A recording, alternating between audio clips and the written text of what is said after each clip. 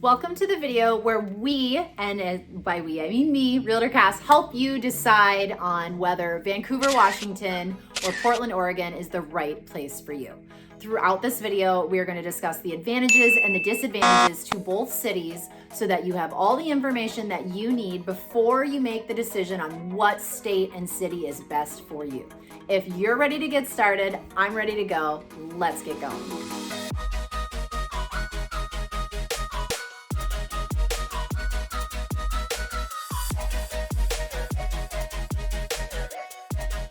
My name is Cassandra Marks, also known as Realtor Cass. I am a farmer with a wee little real estate problem, and I absolutely do love what I do. And I'm so glad that you stopped in today because I get calls, texts, emails from people just like you every single day who are looking to make a move to either Vancouver, Washington, or Portland, Oregon. And I want to make sure that you have all the information that you need before you decide which place is best for you. So whether you're looking to make the move in the next 9 or 90 days, I would love to talk to you. It is important to note that you cannot live in one state like Washington and reap the benefits of the no personal income tax if you work in, say, Portland. You have to be a remote worker. You have to work and live in Washington and in order to reap those benefits. So let's begin by exploring the rapid growth between Portland and Vancouver, where Portland has, a couple million residents and has been rather large for quite a while. And we were seeing probably at one point over 100 people, 120 people per day coming in, moving to the area. Vancouver at that time was a little bit smaller, but we have been seeing substantial growth on the Vancouver side.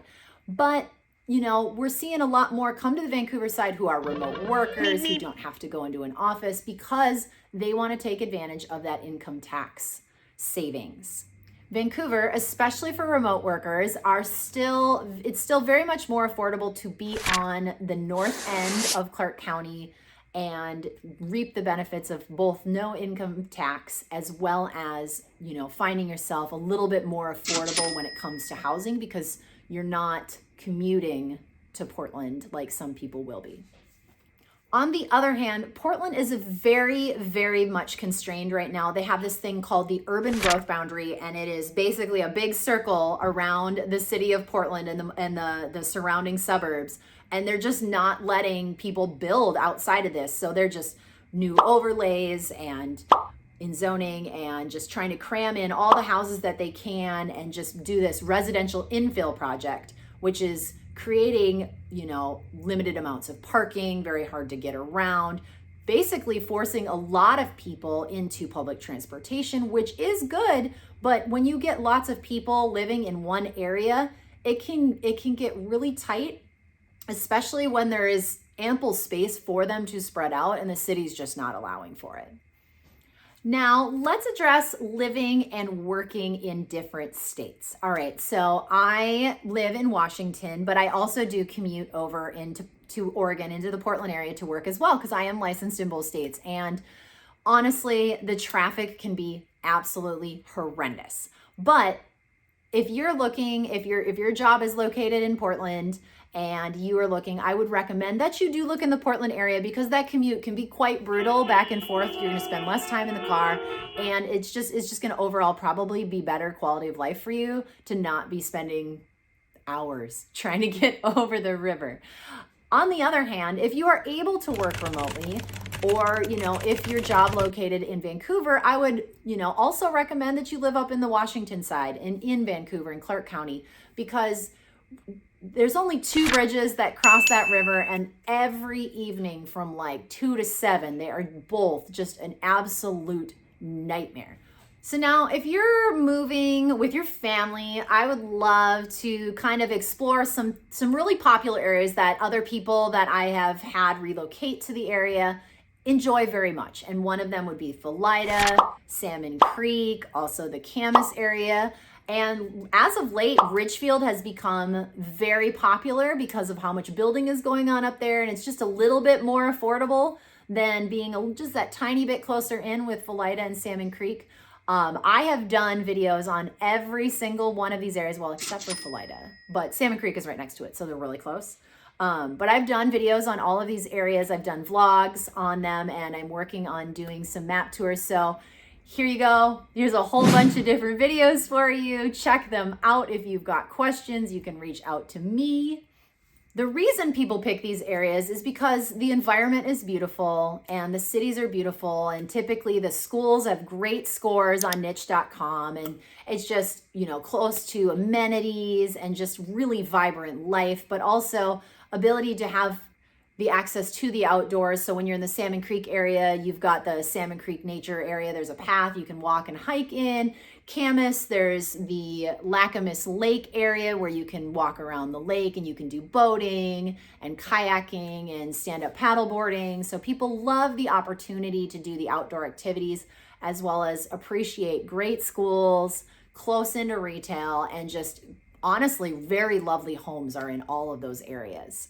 So that's pretty much why they're very popular areas for people to relocate or move to.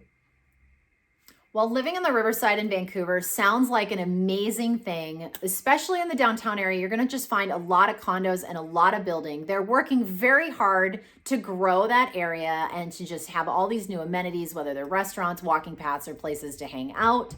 But as you move east down the river, other things you'll find is, there's a little bit less on the condos, a little more about communities. A lot of these communities do have HOAs.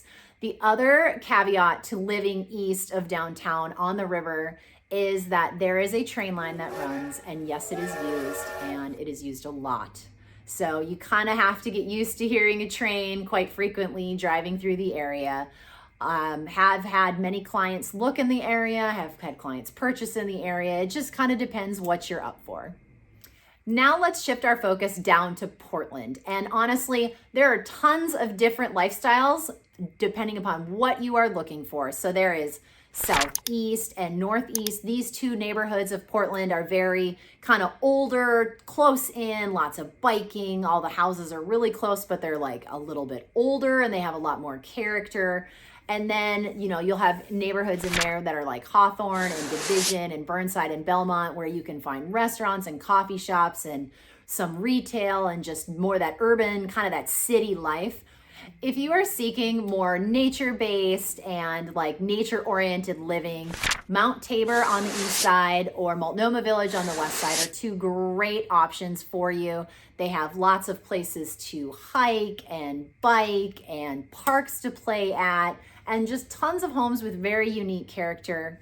If you're looking for more of that suburban feel, then the west side is going to have a lot of what you're looking for, and cities like Beaverton, Hillsborough, Aloha, Tigard, Wilsonville, they're all going to have these newer construction homes, kind of, built up developments where it's like 4 houses and 4 different colors and they're all the same.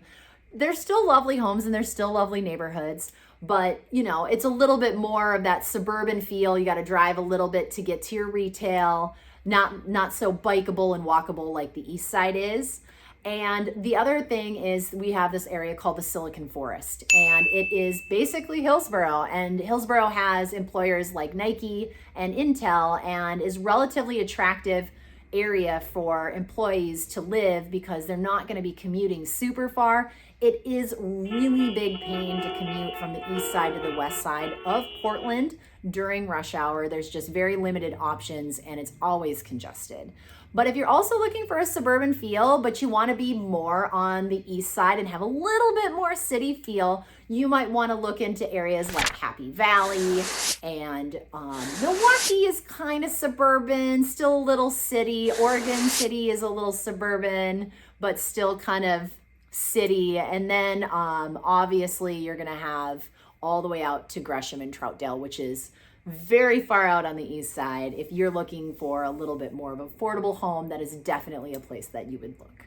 So due to the diversity of housing and areas and lifestyles, I completely recommend that you reach out to me so that we can discuss what you like to do, what you want to be close by, what you're okay with for a commute time, kind of, I guess, where you're planning on working and living and just what you want to do. And we can really nail down the perfect area for you, whether it's going to be Portland, east side or west side, or if it's going to be up here in Clark County with me.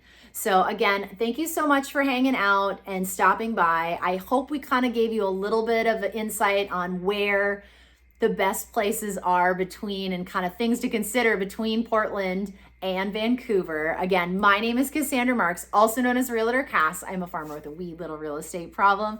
I thank you so much for stopping by today. And if you need to reach out to me, if you've got any questions, all of my contact information is down below in the comments. So please feel free to reach out. I want to make sure that you are happy and your transition is smooth as possible to my area.